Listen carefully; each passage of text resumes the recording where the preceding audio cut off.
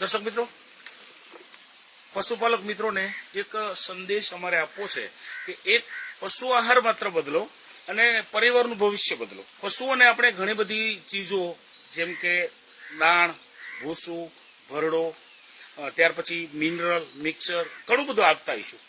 પરંતુ એક વ્યક્તિની સામે અમે ઊભા છીએ જે વ્યક્તિએ પોતાના હાથમાં કંઈક બતાવવાની કોશિશ કરી છે. એ છે પશુ આહાર. એટલે કે પશુઓને એમણે કંઈક વસ્તુ આપી છે અને એ વસ્તુ આપવાથી એમને પરિણામ જે મળ્યું છે એ પરિણામ અમે આપના સમક્ષ રજૂ કરીએ છીએ. વ્યક્તિને પહેલા એમનું એડ્રેસ અમે પૂછીએ. શું નામ છે તમારું? પહેલા રબારી પીરાભાઈ મેવાભાઈ, ગામ દેથળી, તાલુકો વાવ, જિલ્લો બનાસકાંઠા. દોસ્તો, પીરાભાઈ મેવાભાઈ રબારી, આ છૂટું પડીને કહું છું, એનું ગામ છે દેથળી, તાલુકો વાવ અને જિલ્લો બનાસકાંઠા. તમારી આસપાસના બે ચાર ગામના નામ બોલો તો. અમારી આસપાસના તીથગામ, મારકાત, ડેડાવા, મોરીખા, ધરાદરા, આ બધા તમારી આસપાસના ગામો છે. અચ્છા, હવે તમારા હાથમાં એક ડોલ છે જેનું નામ છે પેટવેટ ફીડ સપ્લિમેન્ટ, મતલબ પશુઓનો આહાર છે. આ હવે આ પેટવેટ તમે અમને બતાવવાની કોશિશ કરો છો, મતલબ બતાવવા જઈ રહ્યા છો. એ પેટવેટ તમે પહેલા શરૂઆત કરેલી એ ક્યાં છે દોસ્તો? અહીંયા એક ચેરની અંદર પડેલા છે ડબ્બાઓ, આપ જોઈ રહ્યા છો. જેમણે પહેલા ખતમ કર્યા છે. આ કયા પશુમાં આપ્યું હતું એ આપણે હવે વિગતથી એમની સાથે વાત કરીશું. હવે આ તમે આપણે પેટવેટની શરૂઆત કરેલી છે. આ પાવડર હમણાં આપણે જે ચેર પર જોયા, ખુરશી પર, તો એની જાણ તમને કેવી રીતના થઈ હતી? એ હું બેઠા બેઠા ફોન જોઈતો હતો. ફોન જોતા હતા? ફોન જોતો જોતો ફેસબુકની અંદર એક વિડીયોમાં વિડીયો જોયો અને વિડીયો જોઈ અને મેં દીપ આયુર્વેદિક મળીએ આપણે એમને. દીપ આયુર્વેદિક વાળા ભાઈને જ મળીએ એટલે પૂરો પરિચય આપી દે આપણને. નમસ્કાર. નમસ્કાર.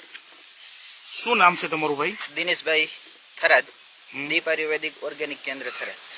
ઓકે, દિનેશભાઈ તમારું નામ છે? દિનેશભાઈ પ્રજાપતિ. ઓકે, ચાલો. તો તમે દિનેશભાઈનો સંપર્ક કરીને પહેલા જે ચેરમાં ડબ્બા પડ્યા છે ફરી વખત જોઈએ આપણે. ચેરની અંદર જે ડબ્બાઓ પડ્યા છે એ તમે પેલા મંગાવેલા ને? અચ્છા, તો પહેલા કેટલા ડબ્બા મંગાવ્યા હતા? પેલો એક ડબ્બો તમારા કયા પશુને આપ્યો હતો? એ અમારે ભેંસને આપ્યો હતો. ભેંસને? અચ્છા, એ ભેંસ ક્યાં છે? ભેંસ વેચાઈ ગઈ. કેટલા દિવસ પહેલા આપી છે તમે? આજથી 10 દાડા પહેલા. 10 દાડા પહેલા. અહીંયા દોસ્તો, અહીંયા જે પાડી જોઈ રહ્યા છો, એક બચ્ચું છે ભેંસનું. આ પાડી એની જ છે ને? હવે એ પાવડર ની તમે શરૂઆત કરી હતી, તો તમારી ભેંસને શું પ્રોબ્લેમ હતો એટલા માટે પાવડર લાવ્યા હતા? મારી ભેંસને પ્રોબ્લેમ એવો હતો કે 10 વખત ગરમીમાં ઉઠલા મારતી હતી. કેટલી વખત? 10 વખત મેં બીજદાન મારેલો, બીજદાન કરાવેલું. 10 વખત. હા. છતાં પણ સક્સેસ નથી થતી. પછી મેં આ દીપ આયુર્વેદિક થરાદમાંથી આ કોન્ટેક્ટ કરી અને આ દવા આયુર્વેદિક યુઝ કરી. પાવડર મંગાવ્યું. અને એનાથી એ ભેંસમાં મને સારું રિઝલ્ટ મળ્યું. અને બીજું, ભેંસ દૂધ કેટલું કરતી હતી? ભેંસ દૂધ અને ખાવામાં પણ ઓછી હતી, ખોરાકમાં પણ ઓછી હતી. અચ્છા, હવે આપણી મુખ્ય અપેક્ષા તો દૂધમાં અને ફેટમાં જ હોય ને? હાજી. તો કેટલું દૂધ હતું એ ભેંસને? દૂધ માત્ર મૂળ કઈ ન હકાય તેવું. ના, તો બી અમારા દર્શક મિત્રોને જાણકારી. 1 થી 1.5 લીટર. અચ્છા, પછી આ પાવડર આપ્યા પછી કેટલા દિવસમાં તમને દૂધમાં પરિણામ મળ્યું હતું? મને 15 થી 16 દિવસની અંદર મને પરિણામ મળ્યું. અને કેટલું દૂધ આવ્યું હતું? દૂધ ધીરે ધીરે લીટર 500 થી લીટર વધવાનું શરૂ થઈ ગયું. અને ટોટલ દૂધ તમે કહેતા હતા કે છેલ્લે કેટલું દૂધ સુધી આપ્યું એમણે? છેલ્લે 7.5 લીટર પાડું ધવારતા 7.5 લીટર. દોસ્તો, મેં એટલા માટે કીધું, આહાર પશુનો આહાર બદલો અને તમારું ભવિષ્ય બદલો. કેમ કે એ ભેંસની કેપેસિટી, એની ક્ષમતા જ 7.5 લીટર દૂધની હતી, 8 લીટરની હતી.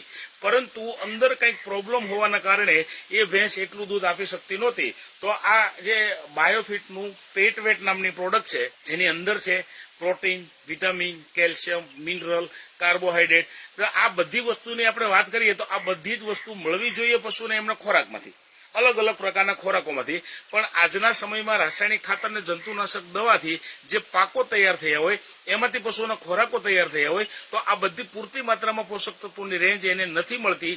તો આ પેટ વેટથી એમને બધી જ વસ્તુ મળી ગઈ એટલે ભેંસે 7.5 લીટર પાડું ધવરાવતા દૂધ આપ્યું અને એ દૂધમાં ફેટમાં વધારો મળેલો. આ 1 થી 1.5 પોઈન્ટ ફેટમાં કમ્પ્લીટ. પછી તમે વાત કરતા હતા કે બીજ દાણ કાઢી નાખતી હતી, 10 વખત બીજ દાણ કાઢી નાખેલું, તો પાવડર આપ્યા પછી સ્થિતિ શું છે? રેગ્યુલર ગરમીમાં આવી જઈ, ગરમીમાં આયા કેડે પછી બીજદાન કરો સક્સેસફુલ થઈ જઈ. સક્સેસફુલ થઈ ગયું. સક્સેસફુલ થઈ જઈ. 10 વખત બીજ દાણ કાઢી નાખેલું એ બી સક્સેસ. હા, એક ડબલું વાપરવાથી અને પછી મેં રેગ્યુલર વાપરવાનું ચાલુ કરી દીધું. પછી હવે હાલમાં તમે ભેંસ તો આપી અને દીધી, હા, પણ આ ભેંસ પાવડર હાલમાં તમારી પાસે છે તો ઈ તમારે જે- કયા પશુને આપો છો? એ જે મેં પશુ જે આ ગાય ઉભી છે ને, ગાય. હા આ ગાયને મેં ચાલુ કર્યું છે. હા હા. આ ગાયને થોડી તકલીફ હતી. શું તકલીફ હતી? તકલીફ એવી હતી કે જો આને ટાઈમ ટુ ટાઈમ દોવામાં ના આવે ને તો એની રીતે ઓટોમેટિક દૂધ હેડવા મળતું, ઓચળોમાંથી દૂધ ચાલુ થઈ જતું. હા હા, એવી સ્થિતિ હતી. હા, એવી સ્થિતિ હતી.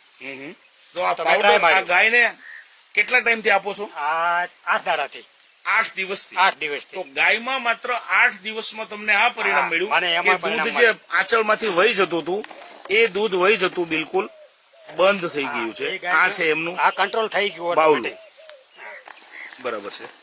તો હવે આ તમને આવું ખૂબ સરસ પરિણામ મળ્યું છે, દૂધમાં વધારો મળ્યો, ફેટમાં. હા.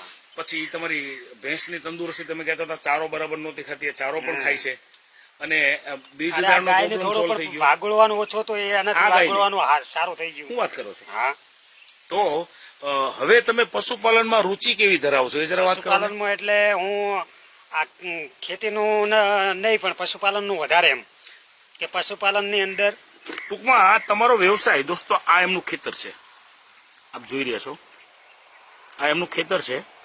હવે એ અમને વાત કરતા હતા એટલે મેં વાતને છેડી છે કે તમે મતલબ જમીનની વાવણી કરતા તમે પશુપાલનમાં વધારે. હા, મને પશુપાલનમાં એમ કે એના કરતા વધારે બેનિફિટ મળે. તો હવે આમ તમે કેટલા હવે- પશુ વધારે લેવા માંગો છો? હજુ મૂળ 5 પશુ વધારે લાવવા છે ઈચ્છા કરી. હા, આ પાવડરના પરિણામના આધારે. પાડવને આ જે આ દવા જે આયુર્વેદિક વાપરીને આના પરિણામ. દોસ્તો, એમના મોઢામાંથી વારંવાર દવા જેવો શબ્દ નીકળી જાય છે કેમ કે એમના પશુઓમાં દવાનું જ કામ કર્યું છે. આ છે તો હા, પશુનો દવા. ખોરાક, ખોરાક પણ જ. કામ દવાનું કર્યું છે એટલે એ વ્યક્તિ વારંવાર બોલી જાય છે કે આ દવા, આ દવા. મિત્રો, આ છે શું?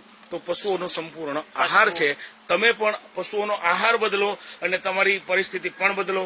તો અહીંયા અમે વિરામ તરફ જઈ રહ્યા છીએ.